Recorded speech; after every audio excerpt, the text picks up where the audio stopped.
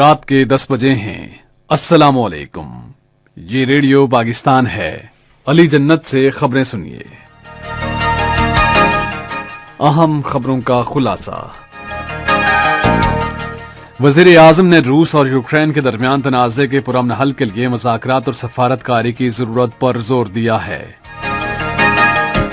توانائی کے وزیر نے اس عزم کا اظہار کیا ہے کہ حکومت مؤثر معاشی پالیسیوں پر عمل کرتے ہوئے ملک کو موجودہ چیلنجز سے نکال لے گی۔ اسلامی تعاون تنظیم نے افغانستان میں امدادی کارروائیوں کو مربوط بنانے کے لیے کابل میں اپنا دفتر کھول دیا ہے۔ اور راولپنڈی میں پہلے کرکٹ ٹیسٹ کے تیسرے روز آج کھیل کے اختتام پر آسٹریلیا نے پاکستان کے خلاف اپنی پہلی اننگز میں 2 وکٹوں کے نقصان پر 271 رنز بنائے۔ اور اب خبریں تفصیل کے ساتھ۔ وزیر اعظم عمران خان نے جنوبی پنجاب کو الگ صوبہ بنانے کے لیے قومی اسمبلی میں بل پیش کرنے کا اعلان کیا ہے۔ انہوں نے آج ضلع وہاڑی کے شہر میلسی میں ایک جلسے سے خطاب کرتے ہوئے کہا کہ وفاقی حکومت جنوبی پنجاب کو ترقی کے لیے 500 ارب روپے کی اضافی رقم خرچ کرے گی۔ انہوں نے کہا کہ حکومت مہنگائی کے خاتمے، روزگار کے مواقع پیدا کرنے اور ملکی معیشت کو مستحکم کرنے کے لیے ٹھوس اقدامات کر رہی ہے۔ وزیر اعظم نے کہا کہ فیڈرل بورڈ آف ریونیو نے گزشتہ برس ریکارڈ محصولات وصول کیے جو عوام کے فلاح و بہبود کے لیے استعمال کیے جائیں گے۔ انہوں نے کہا کہ حکومت نے کسانوں کو ریلیف فراہم کرنے کے لیے اقدامات کیے ہیں جن سے ملک ترقی کی راہ پر ہموار ہوگا۔ پشاور میں حالیہ بم دھماکے کے بارے میں انہوں نے کہا کہ حکومت ملک میں دہشت گردی کے خاتمے اور امن و استحکام کے فروغ کے لیے پرعزم ہے۔ روس اور یوکرین کے درمیان حالیہ کشیدگی کے بارے میں گفتگو کرتے ہوئے وزیر اعظم نے تنازع کے پرامن حل کے لیے مذاکرات اور سفارتکاری کی ضرورت پر زور دیا۔ اطلاعات و نشریات کے وزیر مملکت فروخ حبیب نے کہا ہے کہ پاکستان تحریک انصاف کا شروع کردہ حقوق سندھ مارچ صوبے کے عوام کی مؤثر آواز بن چکا ہے۔ آج ایک ٹویٹ میں انہوں نے کہا کہ سندھ کے عوام 14 سال سے پیپلز پارٹی کی حکومت کے ہاتھوں مسلسل مصائب کا شکار ہیں۔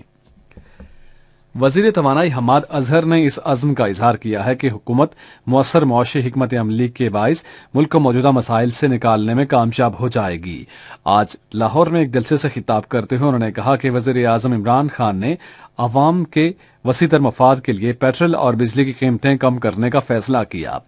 حماد اظہر نے کہا کہ پاکستان ایک آزاد اور خود مختار خارجہ پالیسی پر عمل کر رہا ہے اور وہ اپنے تمام ہمسائے ممالک سے دوستانہ تعلقات چاہتا ہے۔ خزانہ و محصولات کے وزیر شوکت ترین نے یقین ظاہر کیا کہ پاکستان جلد فائنینشل ایکشن ٹاسک فورس کی گرے لسٹ سے نکل جائے گا کیونکہ اس نے ٹاسک فورس کی جانب سے طے کیے گئے تقریباً تمام اہداف حاصل کر لیے ہیں۔ انہوں نے دبئی میں خلیج ٹائمز سے گفتگو کرتے ہوئے کہا کہ پاکستان نے لائحہ عمل کی 27 میں سے 26 شرائط مکمل کر لی ہیں، تاہم ٹاسک فورس کی جانب سے پاکستان کو گرے لسٹ میں برقرار رکھنے کا حالیہ فیصلہ سیاسی وجوہات پر کیا گیا ہے۔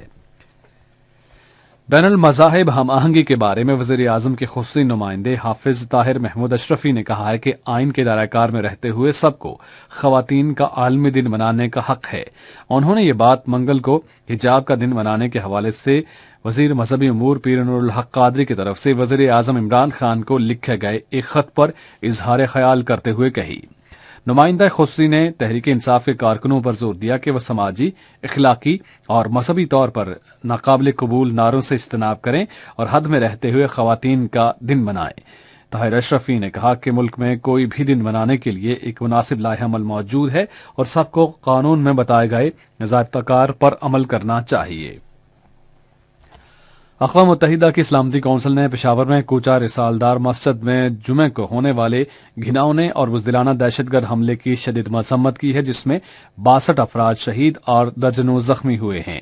اقوام متحدہ کے سیکرٹری جنرل کے ترجمان کے مطابق کونسل کے ارکان نے متاثرہ خاندانوں اور حکومت پاکستان سے گہری ہمدردی اور تعزیت اور زخمیوں کی جلد اور مکمل صحت یابی کی خواہش کا اظہار کیا ہے۔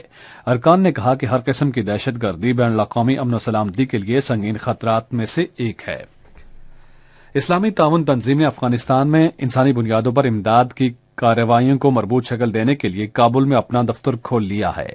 OIC کی طرف سے جاری کردہ بیان میں کہا گیا ہے کہ دفتر عالمی تنظیموں کی جانب سے کی گئی امدادی کارروائیوں کے لیے رابطے کی سہولت دے گا اور افغان عوام کی جاری مشکلات کے خاتمے کے لیے کوئی کسر نہیں چھوڑی جائے گی۔ کرکٹ और रावलपिंडी में पहले क्रिकेट टेस्ट के तीसरे रोज आज खेल के अख्ताम पर ऑस्ट्रेलिया ने पाकिस्तान के खिलाफ अपनी पहली इनिंग्स में 271 रन बनाए और उसके 2 खिलाड़ी आउट हुए। इससे कबल पाकिस्तान की टीम 476 रन 4 खिलाड़ी आउट पर अपनी पहली इनिंग्स खत्म करने का ऐलान कर चुकी है। खबरें खत्म हुई। मजीद खबरों और तज्जियों के लिए आइए हमारी वेबसाइट पर radio.gov.pk